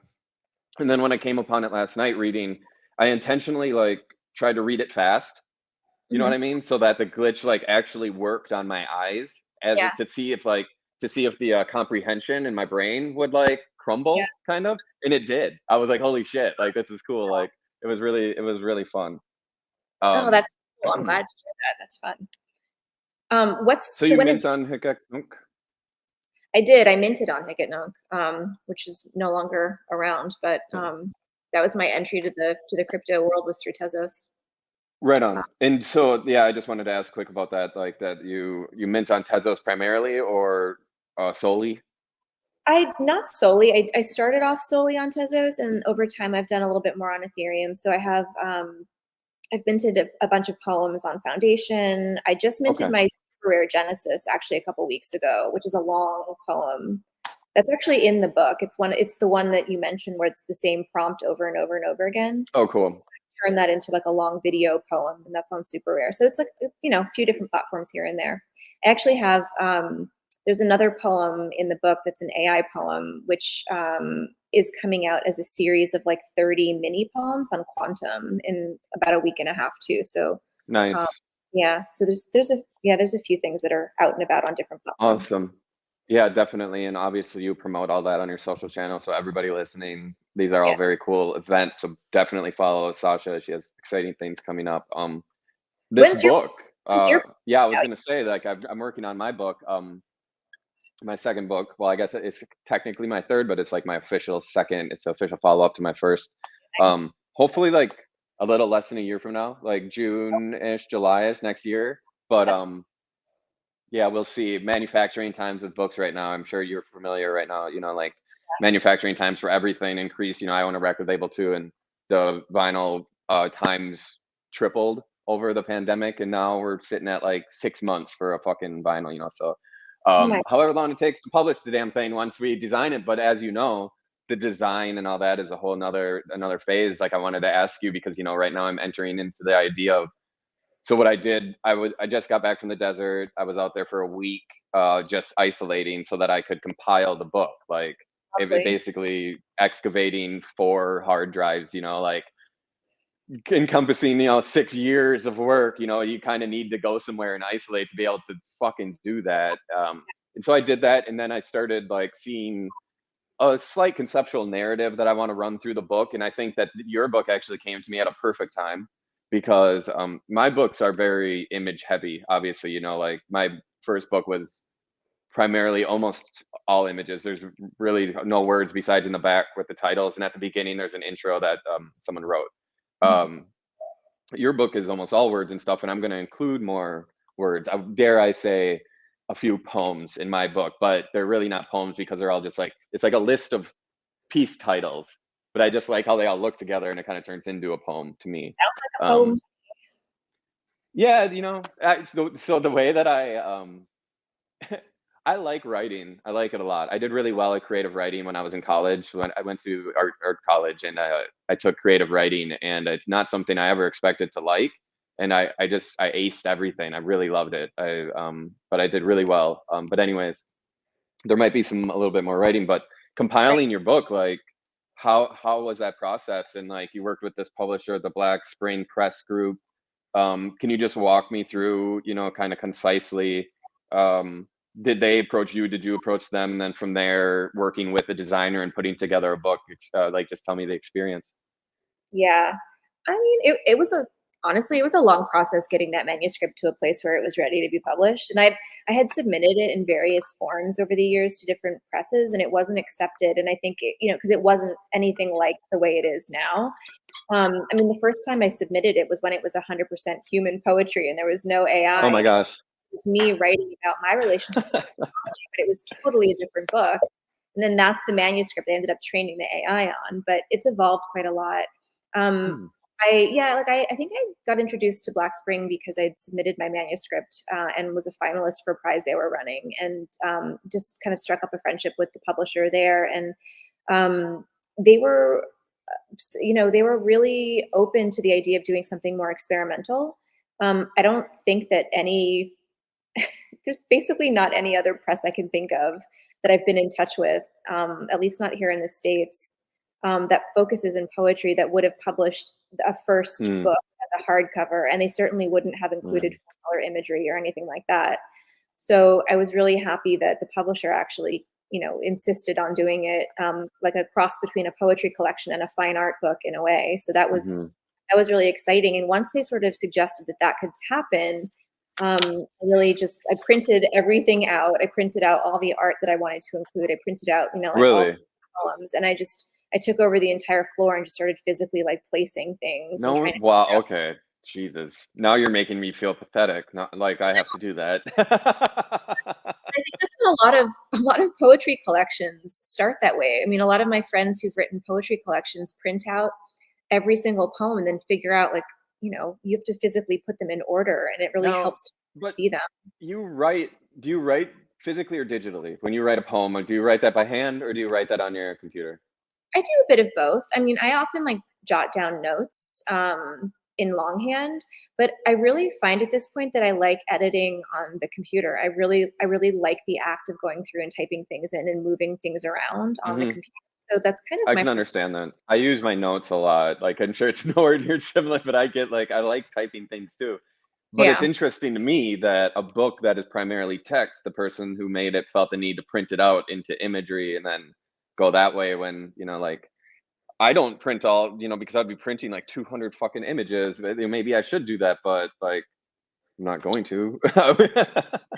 I don't think I'd ever printed it out up until that point though. Like I had it all on my computer and it was such a different thing to have it as a physical, I bet. Now I'm wondering if I should fucking do this. God damn it. I mean, I recommend it. Use recycled paper, but it was really helpful to see everything like that. I bet. Yeah. It's a, I mean, honestly, like it was really fun. I mean, you know, because you've put books together before. Like it was really fun, but you're constantly just like, oh, do I need to make this change or that change? And then like when it's finalized, that's it. So I wanted to Yeah. make sure that I was happy with everything. I try But to take a lot of pressure off myself. Me and operator talked a lot about like removing the responsibility of decision making from yourself some in any ways necessary that you can to like because I do it all the time. And with the book, I do that by the designer that I work with. I trust quite a bit. It's the same designer I worked with for the first book. So like I'll put a lot of responsibility on them and just be like, and then when I see it, I kind of take it at face value and just then monkey around with it from there yeah, and see where it goes. But honestly, right. my first book, I was in a way different place in my life. That was like 4 years ago. I was like an anxious mess of a human being, and like it took everything in my energy just to like get it compiled. At that, when they sent me the draft, I think I Yeah, had one change. I was just like, just don't put this image first. I don't give a fuck about anything else. And then in hindsight, I'm looking and like, oh, all these images didn't get included and stuff. And it's like, of course they didn't mean not to include it. It's just that I didn't even have the capacity to like go through the damn thing and be like, hey, I really want this image in there actually. So it's been interesting that this time now I'm a lot more, focused, and I have some sort of visual narrative or like a conceptual narrative, which is why I think, your book found me at the right time, because this book has a very conceptual narrative that runs through it without being heavy handed. I feel like you're not spelling everything out. You spell out just enough at the beginning to like get you through the book. But like I said, when I was looking for certain information about a piece, it wasn't all just like spelled out for me, which I enjoyed. Like there was mystery. There's like a real romance, like I said, running through it. And in that very note, I would like to know thank what's you. that? Thank you. That was Absolutely. Like, kind of you to say yeah, that. I mean, I'm happy to have it. As you can tell, like this whole thing, I love physicality. I love, the decisions when making a book. Like I'm right now thinking about like, I made a big deal about the paper that was used for my first book. I remember I took a whole magazine and sent it to the publisher, and I was like, this is the paper. Okay. Like, get it, like matte Mm, finishes, get it, like I want this, I want that, yeah. so like I like holding things and just like getting the vibe. I like how you did like the glued down black page on the front, so you don't in the wraparound. It's all nice. Um, what is what are some of your inspirations? I know we're running long, but I would like to know like how about instead of inspirations, recommend some shit to me. Like right, like given that I like Ocean and I like Max Porter a lot. I'm reading now Max Porter's Lanny, which is his novel. Have you read that? No, I haven't. But So I've heard. I'm going to dive in. Okay. But knowing those, like, what is some poetry that I and maybe our listeners would check out? Some interesting shit. Oh goodness. Um, well, I think those are both really good ones to start with. I think right now I'm reading a lot of experimental poetry and a lot of concrete poetry and a lot of visual poetry, just because What is uh, concrete poetry? well, poetry that like has a physical form. So like it takes a shape. Um, Huh. so so I'm, for example, like I'm reading a book of poems. These are some of them are old, but there's a book of these sort of computer. They're a little bit computer inflected, but poems by Brian Geisen, and they're these cut ups of language where he's taken like the same sort of line or the same kind of sets of phrases and has like chopped them up and then rearranged them and like placed them in different ways across a page. So that would sort of be like a play, Hmm. a concrete form of poetry, Didn't visualizing the pieces. Oh yeah, there's And he worked with William Burroughs quite a lot on these kinds of it experiments. okay. Yeah, that's I think you just said it. William Burroughs is the one who did that, right? Like the cut up poem prompt thing or the cut up word page prompt. Was that William Burroughs? I was Yeah, about to say I some think they other did a shit lot of like that. Yeah, they did a lot of it okay. together. For some But reason I was thinking like Brian Eno for some reason, but no, or John Cage, but those are different. Like this was Burroughs, right? He did the and he was like heavily that, on heroin at that time and shit, right? Or like he was a drug addict, like a motherfucker. I believe so. I feel like that When probably they has something to do with it. Yeah, But well, because these were like completely nonsensical. That was he was kind of trying to ruin language or something, wasn't he? yeah, so I was actually, as I meant to say this before and I forgot. So actually, it's good that it's coming up again. But when we were talking about like psychedelics and stuff, I've been thinking a lot about, so with AI poetry, I've been thinking a lot about this idea of automated writing. Because, when I'm talking about AI poetry, a lot of people are like, oh, this is like so new. It's like, unprecedented in literature. I'm like, no, there's this whole long history of automated Hmm. writing. And Mhm. authors kind of like turn to a tool or a substance in order to like tap some flow of language. Everything from, like Mhm. those and the cut ups and Geisen, or like the Beats used to do this quite a lot. The Surrealists, the Dadaists, like there's all these different movements of avant-garde literature where they've Yeah, I was used, gonna bring Dada up as well. yeah, and like drugs are a big piece of it too, like tapping in and like using psychedelics and then kind of, you know, letting language flow without kind of Mhm. like an unconscious flow of, stream of Mhm. unconscious kind of text. So I feel like that's super interesting. But where was I going with that? Oh, just in general. So I've been reading a lot more about sort of these different kind of traditions of experimental and avant-garde poetry. I'm trying to kind of go deeper in a few of those areas because I'm doing a lot of work now with the Verse, which is a poetry gallery that I Yeah. founded last year with my friends Callan Iwamoto and Anna Maria Caballero. I don't know if you've met them, but they're two other crypto writers, and we've been. Say it again. So the verse. I'm sorry to interrupt. There was presence at the verse at the London event, right? The VCA Yes, London event, Proof of People. Was it the take a photo, translate the photo into the poem? Okay, I did one of those, and I met the gentleman, whoever was yeah, running or manning the camera. Is that who you're speaking about? One of them? yeah, Ross Goodwin. Well, so Okay, he cool.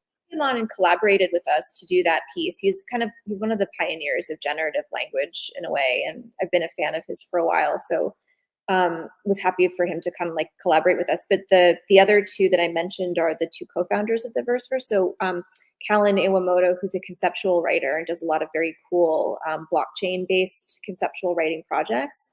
And then Anna Maria Caballero, who's more of a traditional writer, like comes from a very traditional writing background and is experimenting with digital poetics and a lot of collaborations with visual artists to bring her words to life. So we've all been thinking quite a lot about looking at NFT poetry and putting it sort of in the context of a longer tradition of experimental poetics. So I've been doing a lot of like dipping back into the archives and reading like anthologies of concrete poetry. Um, uh, yeah, so a lot of the things I'm reaching for now are like a little bit more historical, or like history of digital poetry and looking at the origins of computational Cool. poetics. But I was Wow. going to say one of my favorite contemporary poets um, is a woman named Tracy K. Smith, she was the poet laureate for a while, and she's no longer poet laureate, but she also writes quite a lot about science and technology because her father worked on the Hubble Space Telescope. And Mm. she is an amazingly beautiful poet who just creates these gorgeous metaphors that really like link, things that have to do with observations of the cosmos to these very, very personal memories. And she's one of I my love favorite. that. I really love her work so much. And she's also like an amazing editor and curator of not modern, of contemporary poetry. So she's one I like to recommend a lot. Tracy Yeah, K. Smith. I have it written down. I'm gonna be checking it out immediately. yeah, Um, she's incredible. I want Um, to ask you about music as well. Unless you have more, I don't want to cut you off at all. But I want to I ask always about have music. I want to make sure. no. Well, That's fun. so one of my my inroads to poetry, I would say, and it's not even intellectually, I would say, like, I think it is, or at least they're like, is rap music. Um, is that, like, I listen to rappers, I listen to the lyrics, like, a lot, in the way that they are able, like, it's hard to even explain because, like, the way that they're able to even just, like, pronounce a word differently so that it matches a word that they're gonna say later and stuff, it's so artistic, poetic, lyrical, like, it's so, and a lot of people don't see it that way or whatever, but, like, really good rappers, like, I study them and it's poetry, like, and I've realized recently that when I listen to rap, it's a different listening experience than if I'm listening to, even if it's vocal music, like rock music or electronic that has vocals. When I listen to rap, I'm listening to the story. I'm listening to a rapper, like I'm listening to a person reciting poetry. It's not just it's not as passive of a listening experience for me as other forms of music is. Yeah. Um, and I read the lyrics a lot of times too of rappers, and when you just read it, it's poetry. It is. I'm Yeah. wondering, as an inroad to your musical taste, if like what you think of rap music, I guess, and then like what kind of music do you like? Do you listen to? Because as a outsider looking in on a poet, I would imagine that as romanticizing it, some sort of like ambient, ambient, nice, nature sounds or something, or even maybe electronic music if you're trying to be more, but non-lyrical. But if you can't listen to lyrical music, I can't imagine when you're writing poetry. But anyways, like rap music, go. That's so interesting. Okay. No, I mean, I love lots of different kinds of music, and I love considering lyrics as poetry. And I remember when Kendrick Lamar like won the Pulitzer Mm, Prize a few mm, years ago, and like that mm-hmm, was so interesting, and I think so deserved. And I agree with you. I don't necessarily have like a specific like favorite musician in that regard, but like I definitely agree with you that there that's poetry too. And I think like a lot of the work that I'm doing now that's incorporating music back into poetry is inspired by all that and just kind of figuring out ways to really enhance or like emphasize or augment words using other senses, like using oral and auditory techniques is like really an interesting mm, figuring out how to better communicate. So, like you were saying before, um, like if we can communicate better, there wouldn't be any wars. And so it's like if we can use something like music, which is this universal language, to contextualize words or contextualize poetry in some way and make it like even more of an instant visceral experience, mm, there's something really mm-hmm. powerful in that. So Yeah, yeah, rappers kind of did that. they did, exactly. So I think that's a really, really valid point. I think for whatever reason, well, there's two things. Like one is that I remember when I was little, um, the the one sort of musician whose lyrics I constantly was writing down and reading was Lou Reed, which is like kind of Mm. random, but I was really obsessed with Lou Reed's lyrics for some reason. I remember like copying them into notebooks and studying them like poems for a long time. And I feel like that, I mean, that's kind of stuck with me over time. But generally speaking, kind of like you were hinting, most of the music that I really love listening to, especially while I'm working, doesn't have words or lyrics at all. Like I love listening to Philip Glass. Um, Mhm. That's what exactly what I would imagine. Not surprisingly, yeah, I don't know why. I guess it kind of makes sense. It's that No, sort it's of beautiful. Philip Glass is like, there's no shame in Philip Glass. Jesus, everybody should listen to Philip Glass a little bit at least. I need to pick up some vinyl of Philip Glass. That would probably be really good. Um, Going it back was, to the rap thing, I just want to bring it up. Go yeah, ahead. no, no, no, go ahead. I was just gonna bring up my favorite rapper is Pusha T, and Oh I yeah. like study him, and Huh. I listen to interviews with him too. Like he plays a villain character in his rap. Like he's playing, like, it's not fully play. There's a lot of experience in it, but like he's definitely putting forward a character in some way or whatever. But the other thing about Pusha T is that he's OCD. Like like I'm OCD too, and like And I can notice when other people are, and I noticed it in his raps, but then to hear him talk about his raps, it's like he's a poet more than he's almost a rapper in that way, because like he's sitting there, he talks about like somebody brings it up to him saying something about how particular he is, like how carefully he chooses every single word to be, Yeah. it has to be perfect, like everything. But he's like, man, I can't even, if there's a crease in the piece of paper when I'm about to write, I can't write. He's like, it has to be crisp, you know, like he's just like Wow. that OCD. And that really made me like look at him differently. And now when I listen to him, I can tell that in this dude in his head is even thinking about how the word sounds, you know, before he's going forward with it. And when I listen to his most recent album, so I listen to this dude like an amount that's probably unhealthy, but like I listened to his whole collection from like early days because he was in Clips with his brother back in the day, which like Clips Hell Hath No Fury is one of the best rap albums of all time.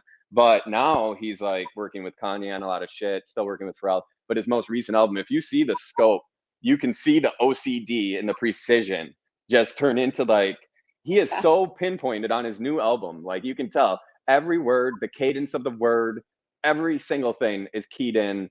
And when I listen to it, it's poetry. And then when I read like someone like Ocean, I hear the same thing. It's like Pusha T, Ocean, Max Porter. I'm reading and taking these all in the same thing, and I'm seeing it. I'm you know, the way that Max Porter assembles words and even like changes the structure of sentences and stuff, and the way Pusha T is mispronouncing this word so that it matches with this word it normally wouldn't, you know, stuff like that.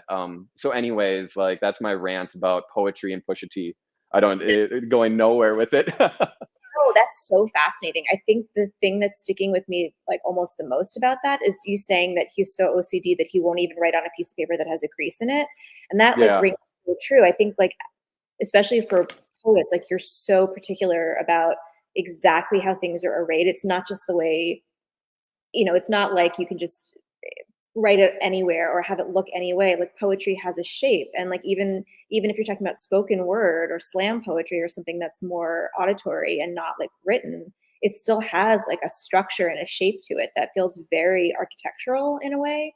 So that Hmm. makes complete sense. I think, yeah, and it's just I think like to be a poet you have to be OCD because, or to be a good poet you have to be OCD Mm, because if anything is like slightly out of place, it ruins the entire effect. So it's kind of like mm, what you're kind of debugging language and you're going through and like if something is getting in the way and it's causing you to stumble or hmm, it's like, you know, the rhyme isn't just right, like you can always tell and it always takes you out of it. So it's like there is a flaw hmm. in it somewhere. So you have to make it so that it just is totally smooth and that, yeah, Yep, that it's like a distillation in that way.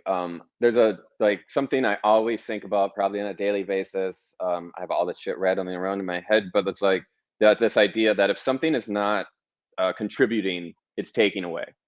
Like there's yeah, no in between. There's no, and I think that statement with poetry might be truer than any other art form in that way, where it's like if a word isn't uh, uh, giving something to the narrative or the overall vibe of this piece, then it's actually taking away. Then it's actively making it worse by being there. You know, there's no such thing as the neutral word in a poem. Maybe, you know. completely, which is why like the little crease in the paper makes sense to me because you're Me so too. you scrutinize it like that's the wrong punctuation mark or like the title is in the wrong case or whatever, like the font is wrong, which is why I think I also am so obsessive about doing you know, like a lot of the work that I've been doing over the past couple of years, especially the NFTs I'm doing, really has a lot of focus on typography and the design of, you know, how these words look on the screen, which I feel like again we have like some things in common there. And that's really important to me because the way that the font that you use can ruin a poem or like the effect, the animation effect that you use can ruin the effect. So I feel like all of that is super interesting. And then the last thing I would just that's running around in my head, like thinking about rap and Pusha T and all the things you were just saying is like it really you know, I've said this before, and I was kind of saying earlier in our conversation that, you know, that I really do think of poetry as a technology. But one of the reasons I'm so interested in really like bringing poetry to the blockchain in particular and thinking about poetry and crypto is that I feel like there was really some affinity there too um, between what poetic devices do and what poetic language does and what like we're trying to do with quote unquote non-fungible tokens, and this idea of trying to like make something that is really an archival artifact or Mhm. something that will really last and endure. There's something very similar about that impulse. And like, you know, the reason why, you know, why rap or why different forms of poetry like stick in your head so much is because like it's just so easy to remember something when it's rhymed in the right Mhm. way or the right Well, kind of like it's designed to do it, exactly right? Isn't that what the design of music and poetry maybe is? It's to percent. circumvent the intellect and just get through. Yeah, and so it becomes like this really effective way of saving information. So Yeah, really efficient and a really like durable way of doing that. So I think that's so fascinating. it Just is. like The parallel there is undeniable. it's I love yeah. that you said that, like, to be a poet, you have to be OCD, or like that, like a good poet, you have to be OCD. It just made me smile because I'm like, there's hope for me. Maybe I can be, because I'm very OCD. I'm halfway there. I feel like yeah, yeah, yeah, for sure. I have to go listen This to some. conversation, go ahead. Yeah, listen to Pusha T. Do it. Like, it's almost dry as his last album, but all of it is just so good. He's great. And in particular, listen to an interview with him too. Like the way he talks, he's a poet. It's like he's a cool dude, beautiful man. This conversation has been wonderful, Sasha. Like I didn't know what to expect. I knew it would be good, but like you cover so much ground and we have so much in common, like in different ways. But like just like with the operator, you're exploring it through a different lens, maybe from a different angle, but we're all coming to kind of the same intersection.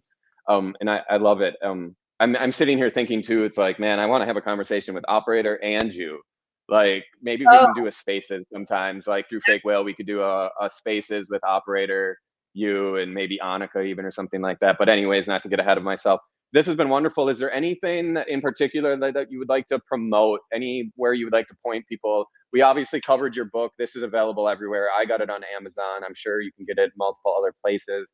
You have drops on certain sites. If you want to promote those, please go ahead.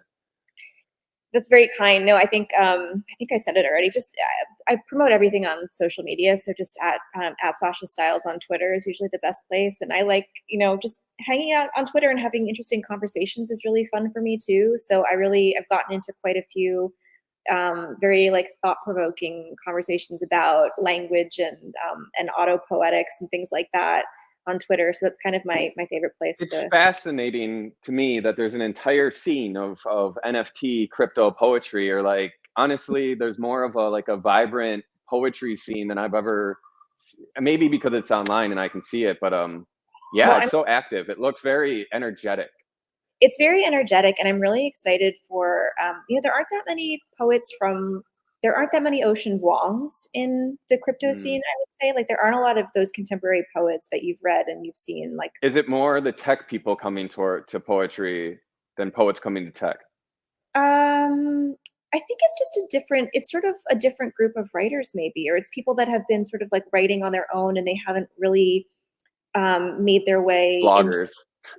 Maybe, or they haven't made their way into the publishing establishment, either because they didn't Mhm. want to, or because the establishment isn't really recognizing the kind of poetry they're writing, or whatever reason. But I guess all of which is to say, I'm really excited because I feel like we're getting to the point where there's enough momentum that we're going to start seeing some of the contemporary poets that I've been reading, that I love, that you love, and that you've mentioned, potentially start considering this. Whereas even a year or two ago, we were getting a lot of like, you know, are you crazy? Like, what are you Yeah, doing? I would love to see what Ocean does with an NFT.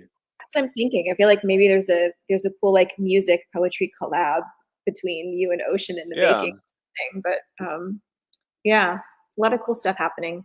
So yeah, on that there note, is. we also have a Twitter account for the Verse. It's just at the Verse, so that's a good place to find more At the poetry. Verse, as Sasha Stiles. Yeah, but And are you in any shows coming up? In any like exhibition? Because I know you exhibit quite a bit as well, and you're in with like the group of. yeah, I'm trying to think like off the top of my head what's coming up. I mean, I have some work that's going to be shown just like this week in some public art installations in Tokyo. There's one in Hmm, Brussels. I'm going to be part of an exhibition coming up later this year in Zurich at Kunsthal, working with the cool. Verse a few things. I'll be at Art Basel in Miami. Okay. Um, I'll be around. Yeah, it's like the same when I ask operator that question. It's just like tons of shit. So like follow Sasha Stiles at Sasha Stiles on Twitter, Instagram too. The Verse. This book, Technology, is out now everywhere. Definitely.